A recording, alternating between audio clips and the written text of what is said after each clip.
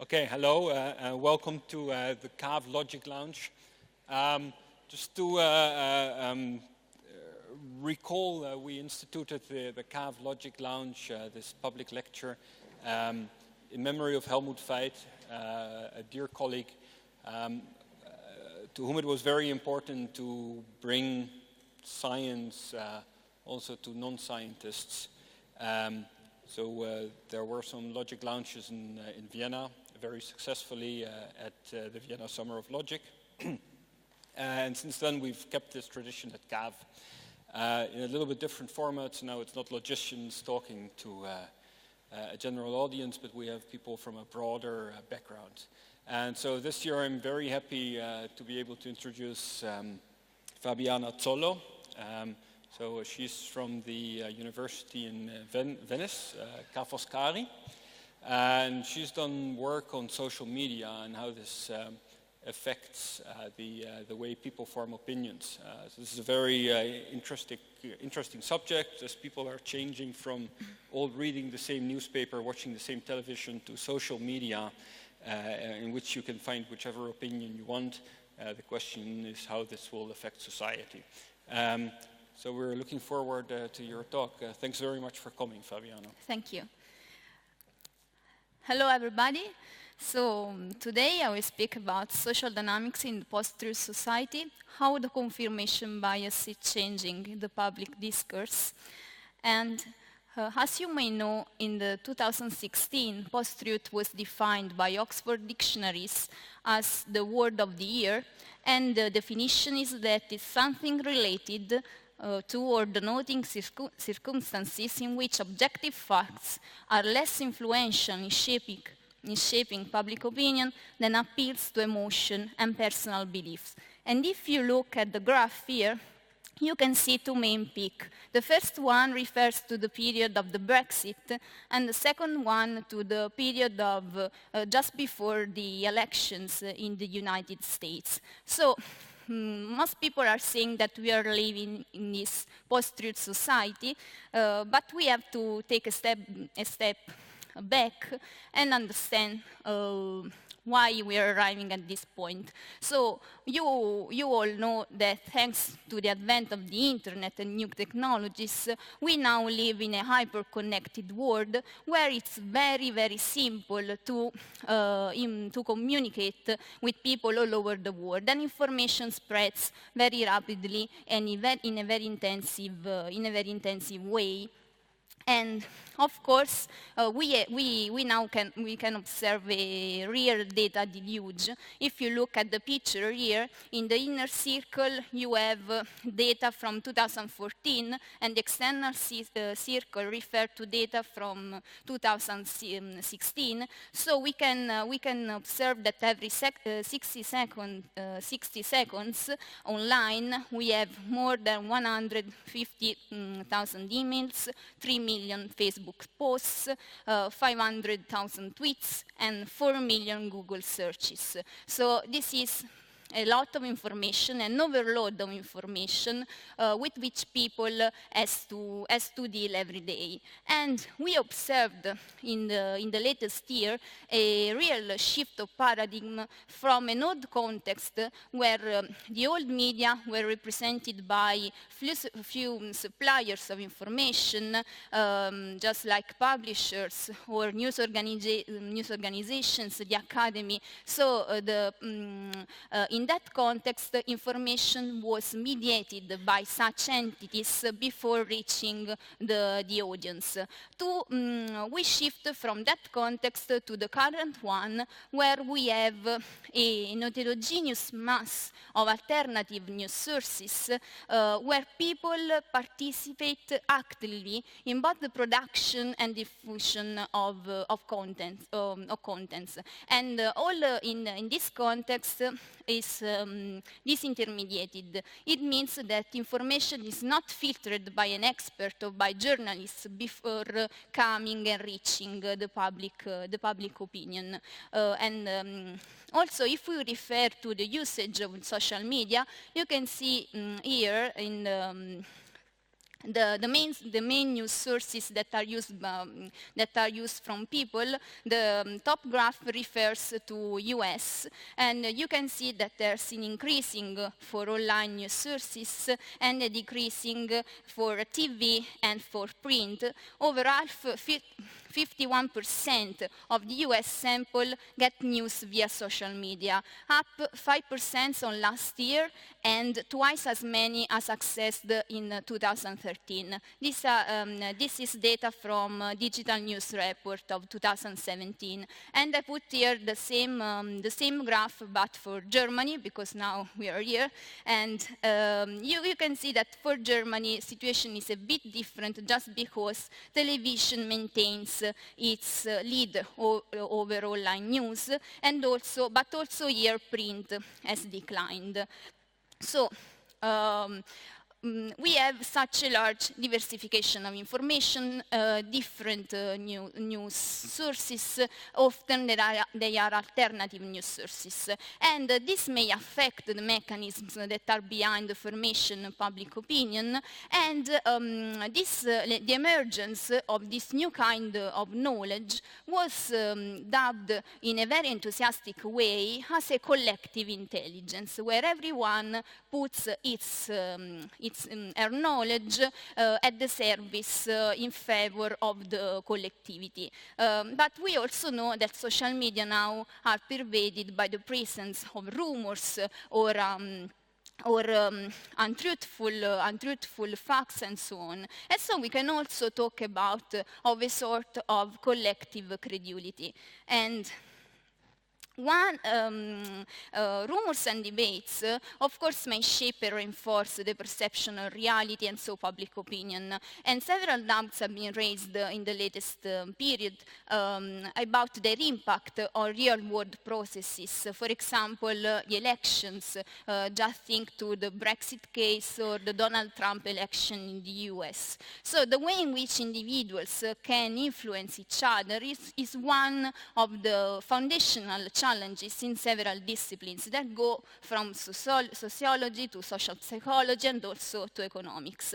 And one of the most powerful and interesting mechanisms of the social contagion is that of group polarization. So group polarization is the phenomenon that manifests when like-minded people, so people that have very similar ideas, discuss together, and in the end, they reinforce their shared views, ending in a more extreme position than the original one. And here I'm presenting a very famous experiment made by Solomon Asch in 1955. The experiment was really simple. There were 8 participants, but only one was the subject, and the participants were asked to match the line on the left card to the corresponding one on the right card. And there were 3 rounds. In the first 2 rounds, everyone gave the correct answer. That is quite obvious. But in the third round, some group members decided to match the reference line with the shorter or the longer line on the right panel. Of course, the subject didn't know that the other participants were not subjects, and he could decide to keep his decision or to change the decision based on those of the others. And in this case, the error rate paced from 1% to almost 37%. So it means that when the individuals are under group pressure, they're more likely to abandon the direct evidence of their own senses in order to match what the group is thinking. And this is a really important mechanism that relates to the misinformation problem. Misinformation, of course, can influence public opinion in a negative way, and since 2013, the World Economic Forum has been placed the global risk of massive digital misinformation at the core of technological and geopolitical political risks, so at the same level of terrorism or cyber attacks. And this is because misinformation is dangerous, because people tend to resist facts and to hold inaccurate factual beliefs in a confident way. And often, when we try to correct that information, we fail, because the correction fails to reduce the misperception and often act as a backfire effect. Taking a step back to the hyper-connected world with which I started, this hyper-connectivity makes the environment, the online environment, particularly florid for viral phenomena, so for the so-called digital wildfires. And above all, when it's combined with three main factors. The first one is the functional illiteracy, so the fact that people are not able to understand the text correctly and to analyze data that are provided with, along with facts in the text. The mistrust that people have now with respect to institutions or to society, to official organization, and the confirmation bias. Confirmation bias is a psychological bias that is the tendency that everyone has to search, select, and look for information that is already coherent with one's systems of beliefs. And here I'm giving you a couple of examples of real-world problems that emerged from fake news online. For example, the first one is the JDEM-15. That was a military training exercise which took place in several United States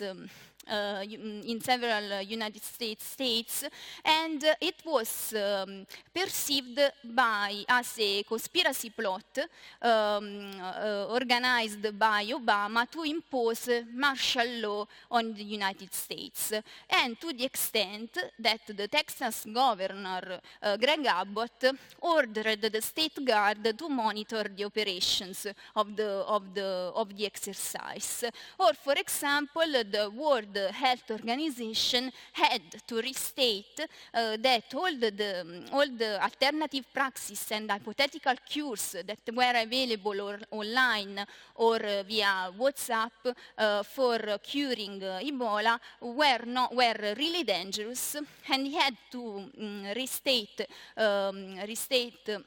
because of the death of two people after having drunk salt water. So the effects can be real in our real life.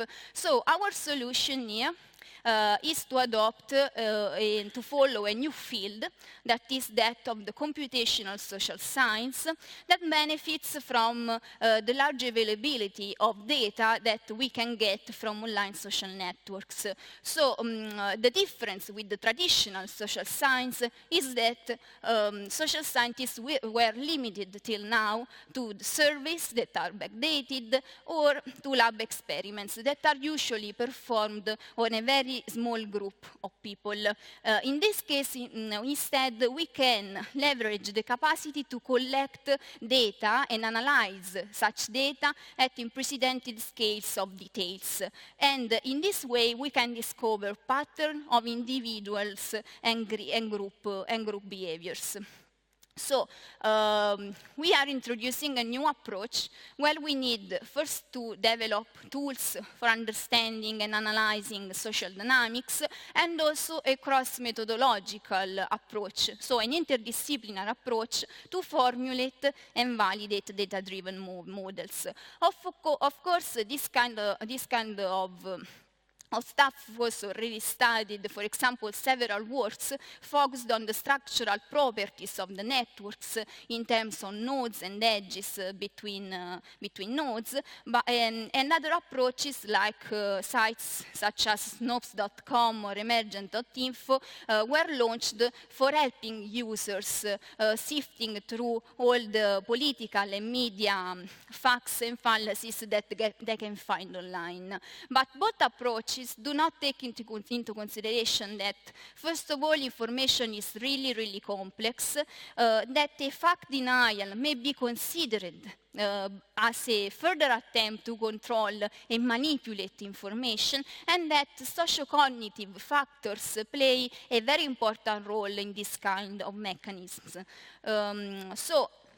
What we aim to do is to analyze social dynamics in a quantitative way. So our approach is based on data, and we use and exploit the digital traces left by users on online social media to study the role of confirmation bias in information diffusion online. So as for the methodology, the first part of our works collection address these problems. First of all, analyze the user's behavior on different and contrasting narratives, then address users' emotional dynamics inside and between such communities, and investigate the response to dissenting information, so to debunking, to fact-checking.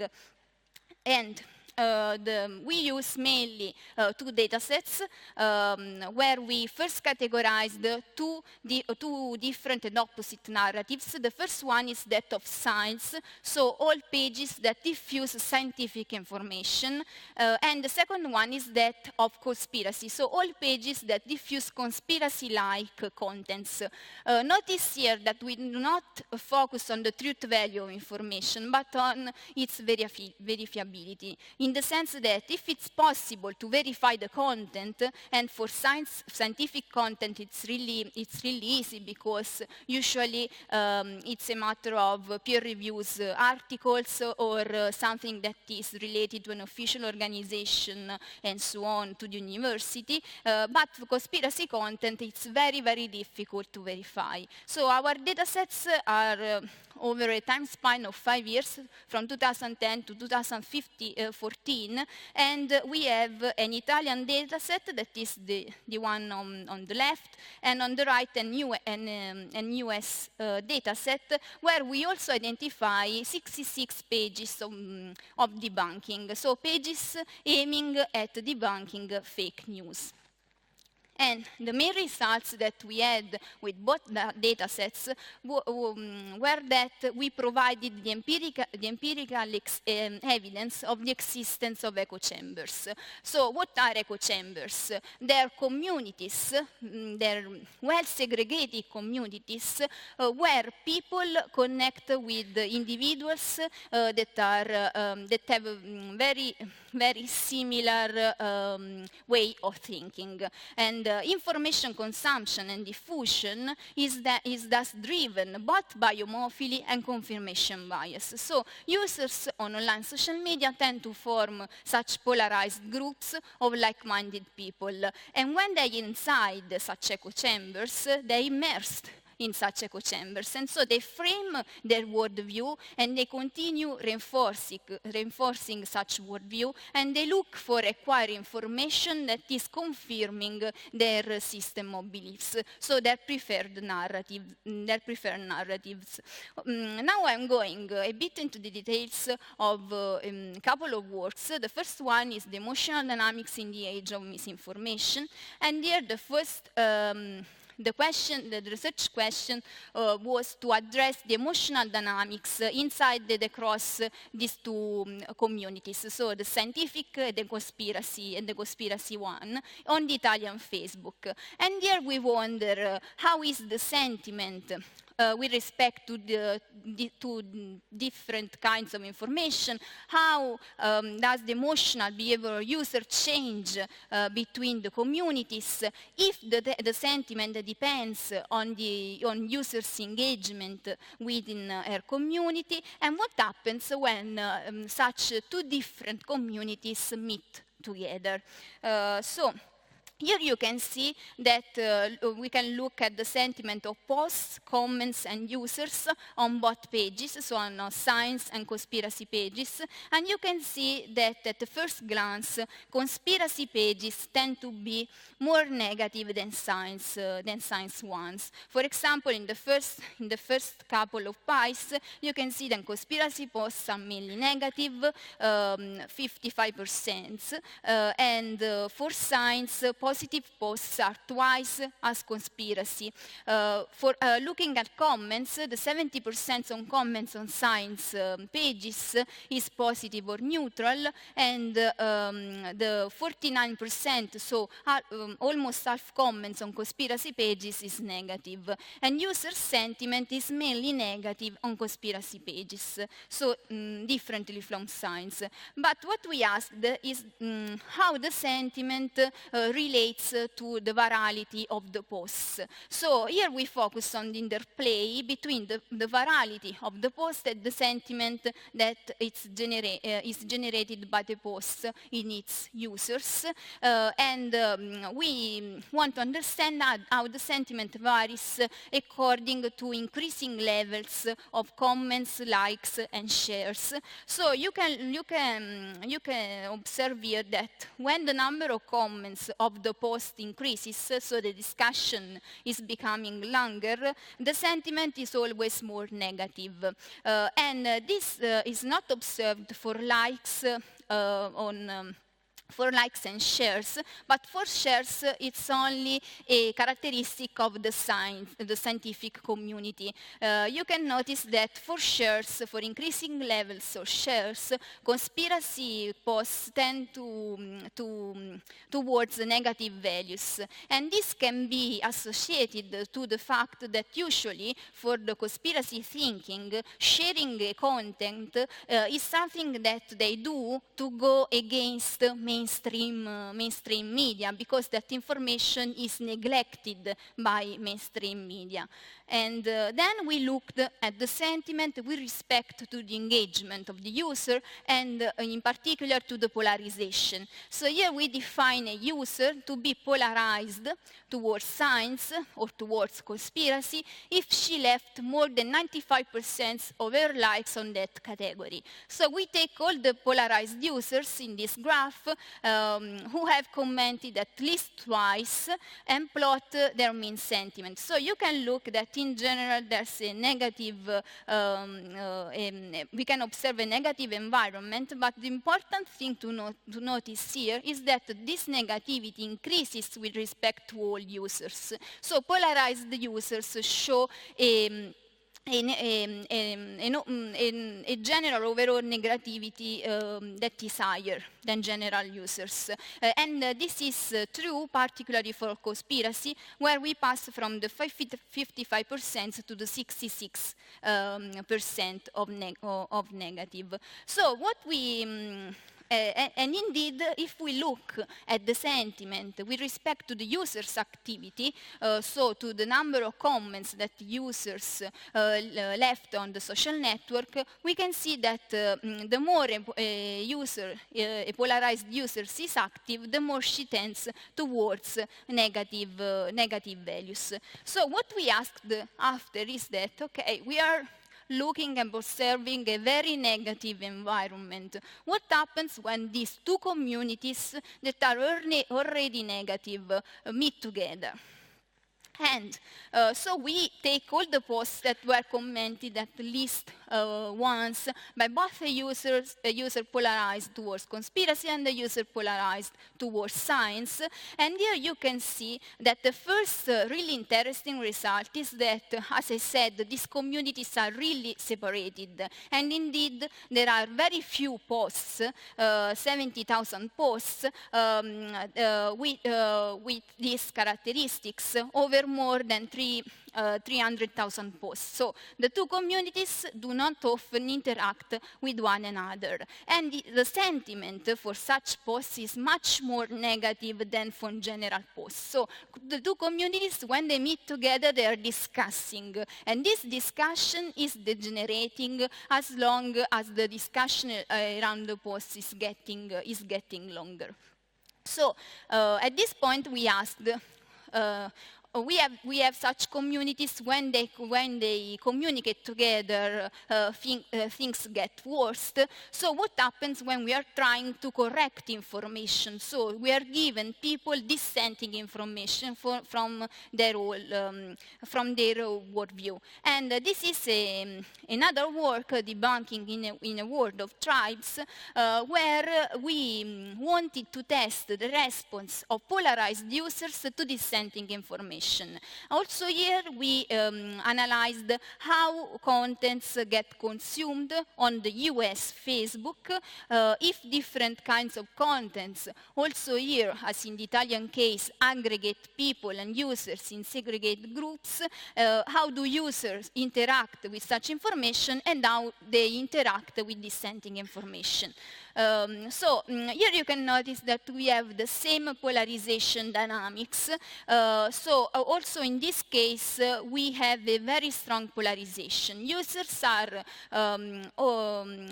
interact primarily with other conspiracy-like or scientific pages. And the interesting thing is that inside the echo chamber, inside the communities, users' behavior is exactly the same.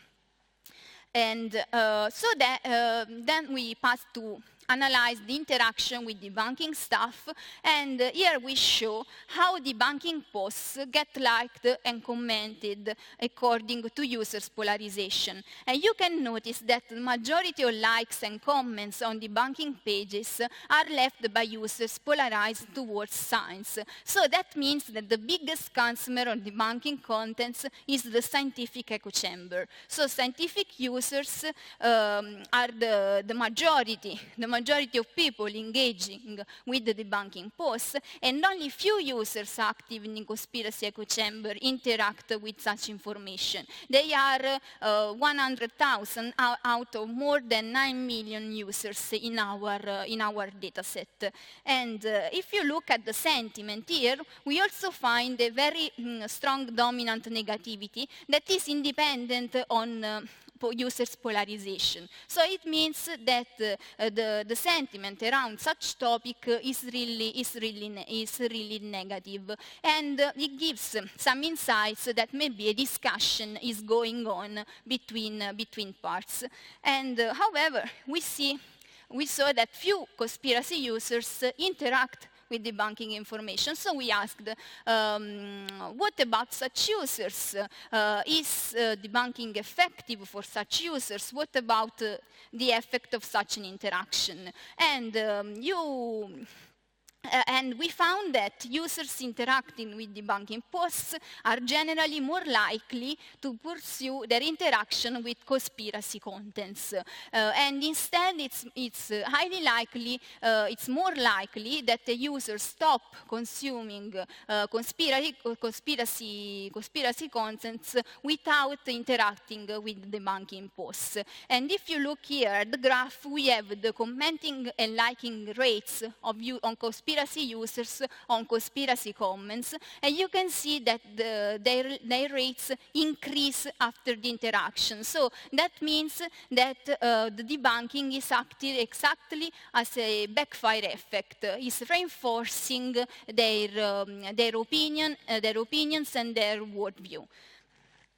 So the impact of this research was really strong on media and public opinion, and after the publication, the research, Caitlin Dewey, who was having a weekly column on the Washington Post for debunking weekly fake news, decided to close the column. And also an article appeared on Bloomberg written by Cass Sunstein, who was former administrator at the White House Office for Information and Regulation Affairs, and Sunstein proposed to promote a culture of humility and openness to try to solve this kind of problems. What we did after these works was to go beyond misinformation and to focus on narratives. So here we address in general the information consumption, and we introduce a new approach to study the evolution and the structure of core narratives on social media. And I will show you 3 works that are based on 3 different data sets. The first one on UK information sources about Brexit, the second one on Italian information sources about the Italian constitutional referendum, and the third one on all the Anglophone news sources on a global scale. And this is the first work, Mapping Social Dynamics on Facebook, the Brexit Debate. And you can see here we analyzed the behavior of more than 1 million users. And we took all the Brexit-related posts from the UK main news providers between January and July 2016.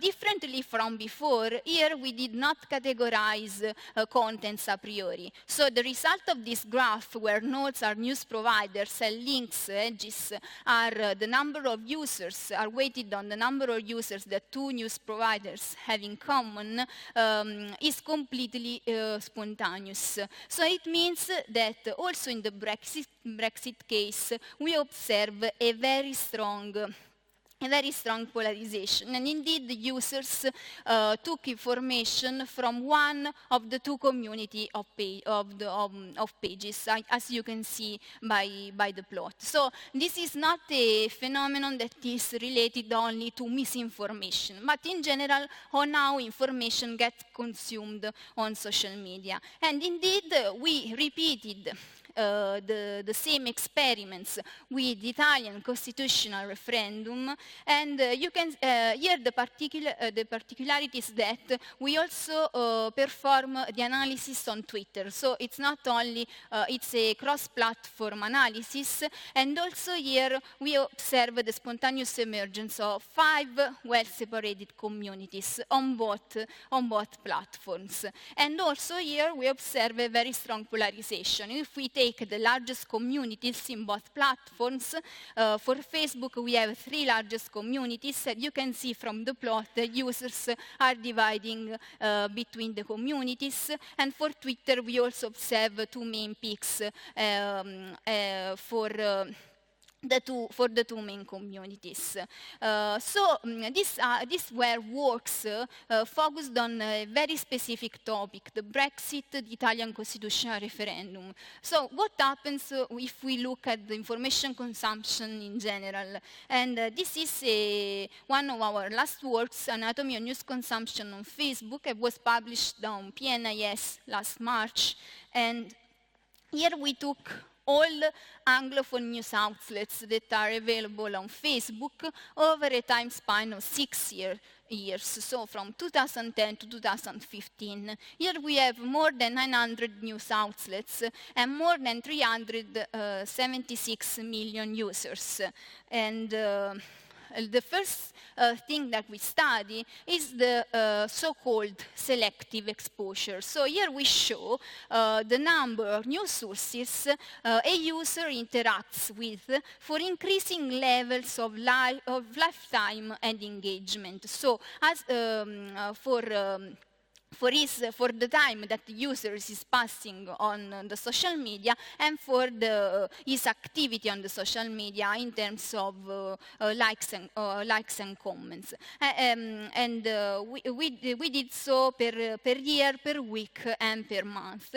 And you can observe that users usually interact with a small number of news outlets, but for higher levels of both of activity or or longer lifetime, we have a smaller number of news sources. So there is a natural tendency of users to confine their attention and their activity on a limited set of pages.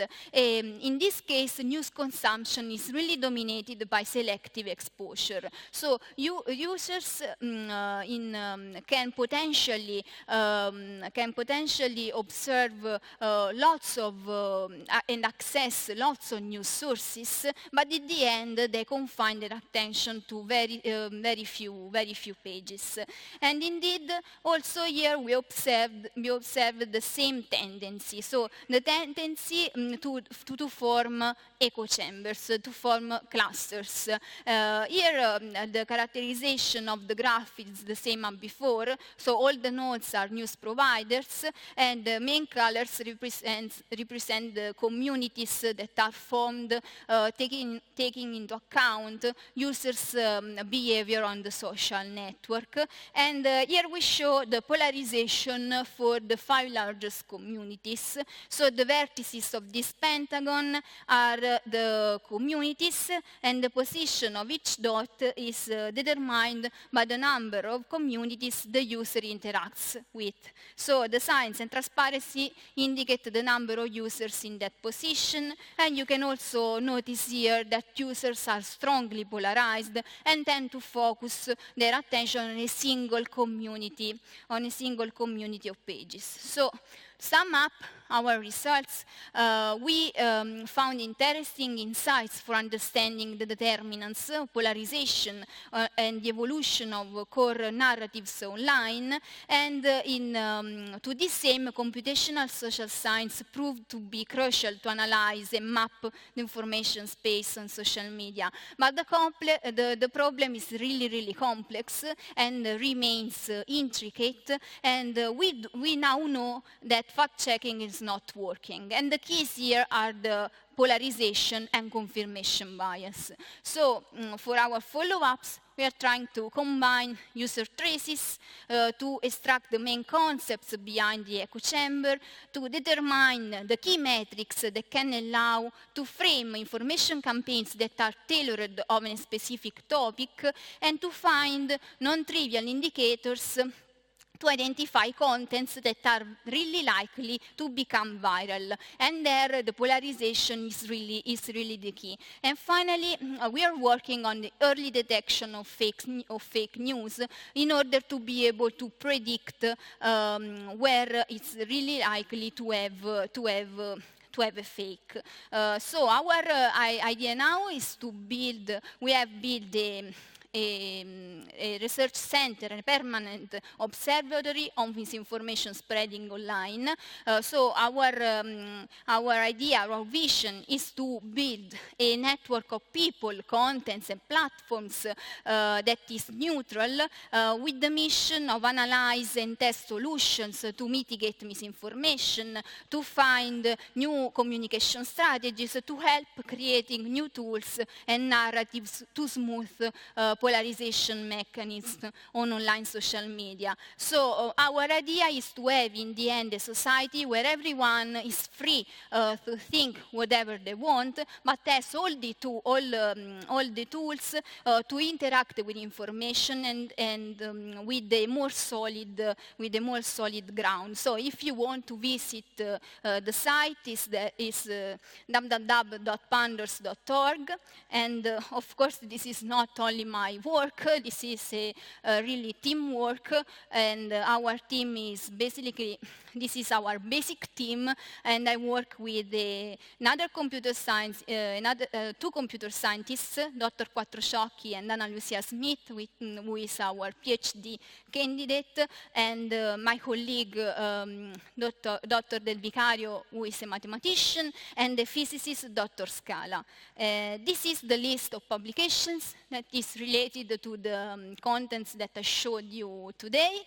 I hope you enjoyed the talk, and feel free to ask questions.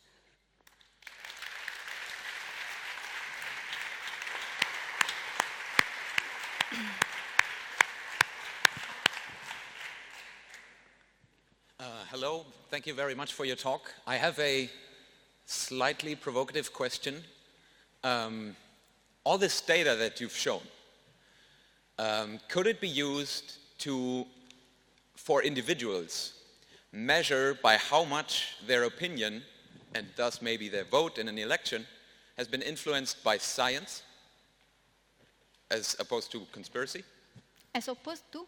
As opposed to conspiracy. So could we say for person X, okay, he's casting a vote in an election, but this vote is mostly influenced by conspiracy.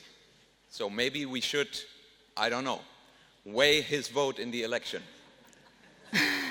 It's an out-of-the-box question. This is not a very democratic question, I guess. Yes, but as I said, I'm thinking out of the box here. Yeah, of course, but you know, okay, these are all the data that we are analyzing allow us to analyze and understand the online behavior. So if you then want to understand the offline behavior, it's not an assumption, it's a very strong assumption to say that the online behavior is really the offline behavior. So for example, in the voting, so that's a very difficult question and something that can be studied, but we have to find a way to relate the offline to the online in that case.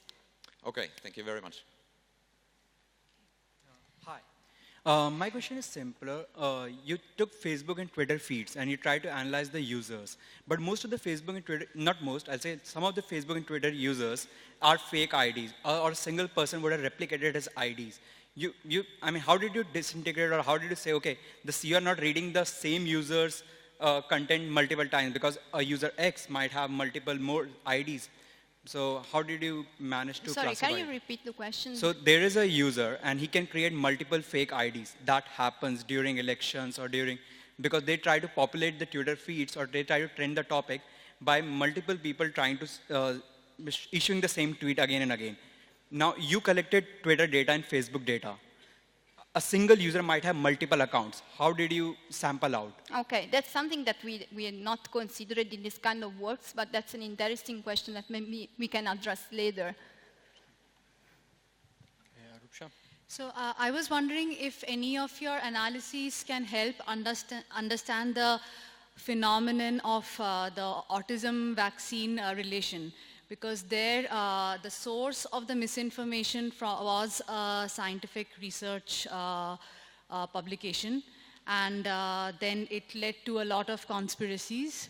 At some point, this was debunked, and the conspiracies continued.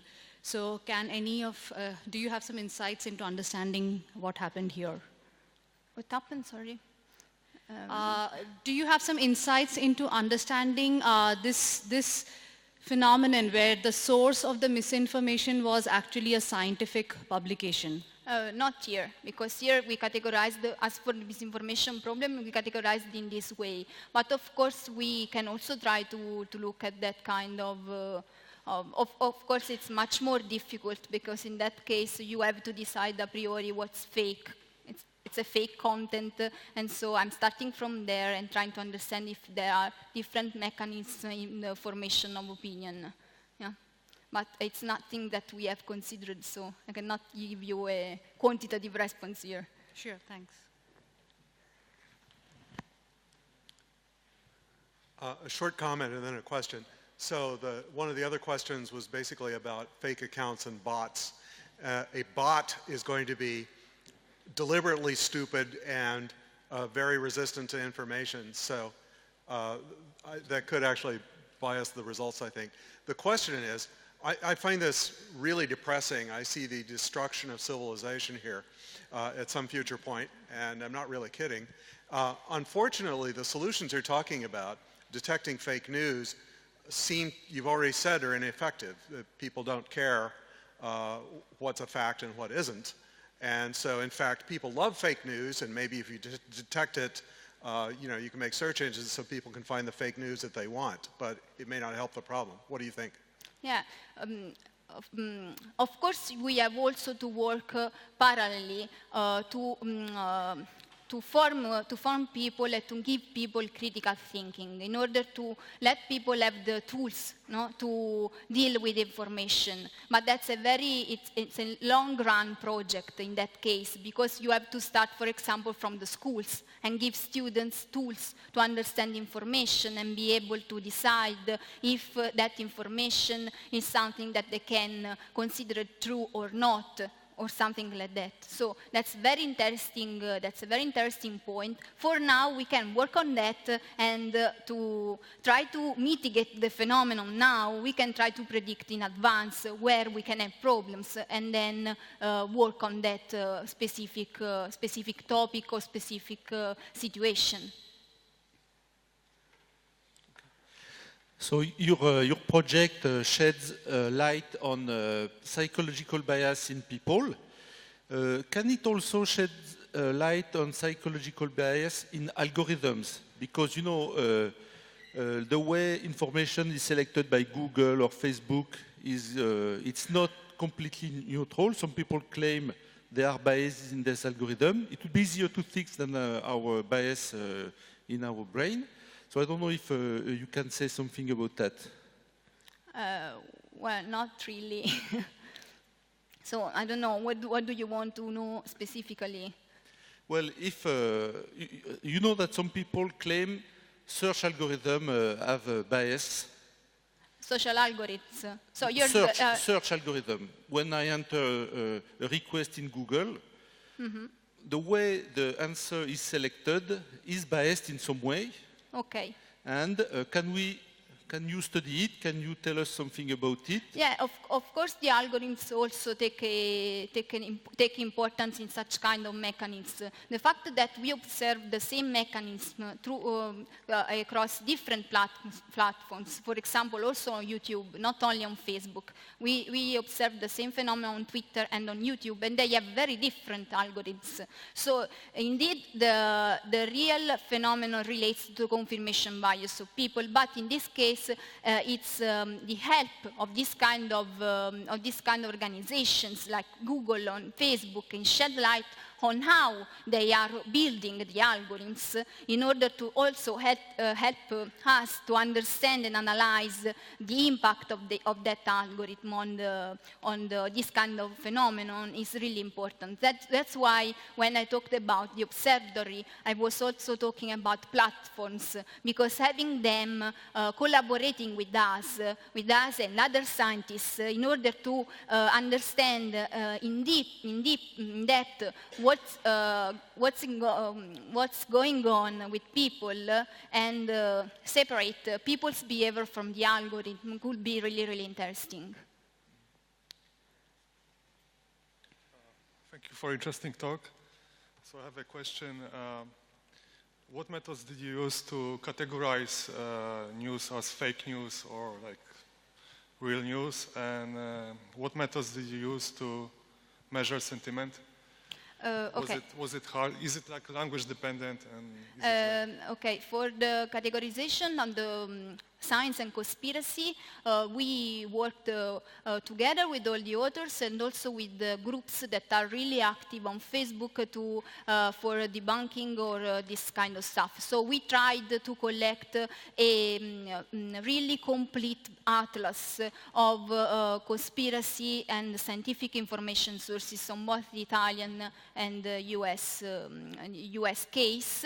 So it was a human categorization, and we also used it was approved by all the authors, and it was also based on the description and the contents of the Facebook pages.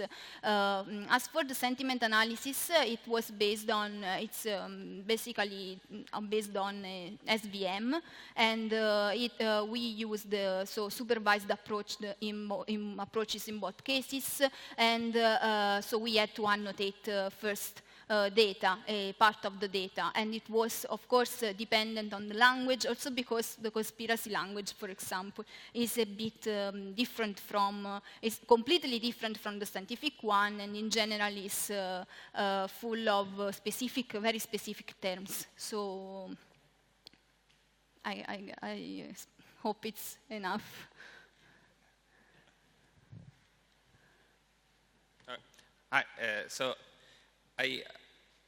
You show this in the sense that like people essentially they trust fake news and we don't know why, and it's like unclear what if they just have more appeal or something. Like, does your work kind of lead us to understand maybe if we just need to change the way we write news to make them more appealing, or maybe you show, for example, that if we debunk fake news, people go and go follow conspiracy theories. So maybe if we make fake debunking of real news, people will start reading real news. I don't know. So, you know, that's a really good point, because if you try to adopt the same narrative of those people, maybe you will be much more chances to convince them or try to communicate with them at least. So that's a really good point, because the fact here is that the debunking till now has been used the same language as the scientific echo chamber, and sometimes tones are not really humble. So that's why, for example, Cass Sunstein was talking about humility and openness. So if we try to understand better that narrative and try to communicate with that narrative with the same kind of narrative, maybe we can have a better results. That's why I was talking about different communication strategies to reach people. Thanks. Well, let me state my comment perhaps a bit provocatively. I think this is nothing new. Sorry, it is not? That people enjoy fake news and prefer fake news over, say, for example, scientifically based news is nothing new. The paper journals, traditional journals with the highest number of sales are those who bring their news in the tone that you, for example, mentioned or hinted at in the conspiracy, typical conspiracy theory wording. They are bringing short stories where some point is made, and it's not important whether the point is truthful, it's important that the point is appealing. Exactly. So, what's new about it? It's not new. And actually, society has worked in the time of say, fake news on paper. So why shouldn't it continue to work in the time of fake news on the internet? Well, it's not new, but the fact is that it's really important to understand what's happening online, and if we have some ways to control and mitigate such phenomenon online due to the huge quantity of information that reverberates online, okay? So it's also it's really more easier to influence each other and to connect with people with respect to past times where you only access to paper prints or so on. So it's not a new phenomenon, but now it's really huge with respect to the past.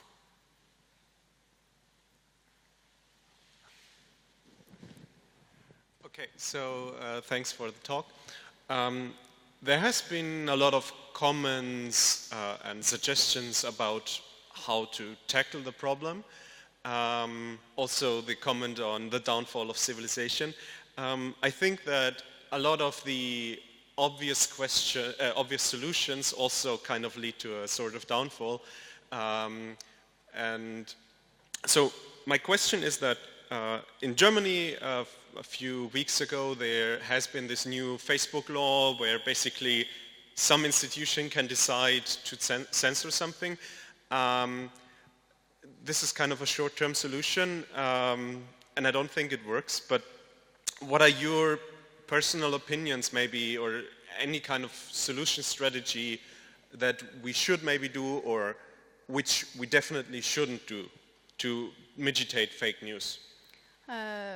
Well, you know, the fact of having a third party to decide what's true and what's not, that's really dangerous, because then you're trying to manipulate information. And that's why I believe that it's better to work on giving people tools to decide whatever they want. Of course, you will always have people that will believe in conspiracy theories and so on. But you can give at least everyone the possibility to understand what they're reading correctly, and then they can decide, okay? So that's why, as scientists, we can just put together our efforts and try to study this kind of phenomenon, but not including governments or so on. So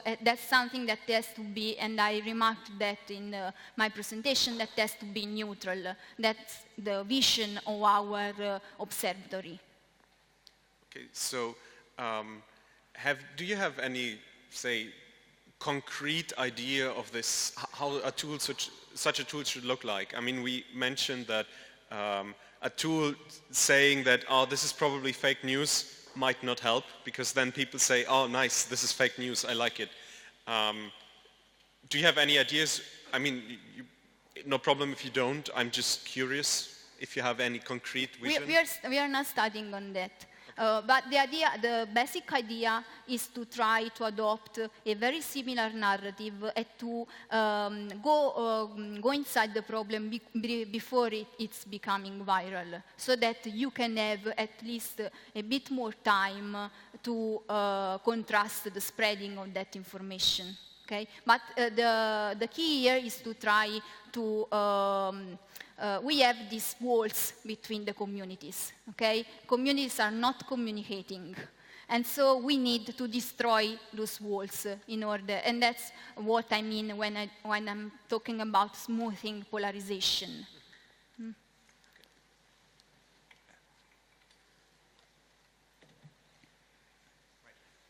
Sorry, I was just wondering about the debunking, whether we're not dismissing this a bit too easily, because did you actually study the mechanism of debunking, and maybe it's because we're doing it in a way too condescending way, or it's too much into the face? So aren't we throwing out the kid with the bathtub when we're saying debunking doesn't work, let's give up on it, rather than studying what a better mechanism of debunking would be? Yeah. I was talking about debunking as it is now. So maybe we can find other ways to communicate and to correct news. But once a fake news is spreading, it's really, really difficult to, because of the information overload I was talking before, it's really, really difficult to stop that. So if we can work in advance, it could be really, really useful. But of course, we can also try to implement new strategies to debunk misinformation online.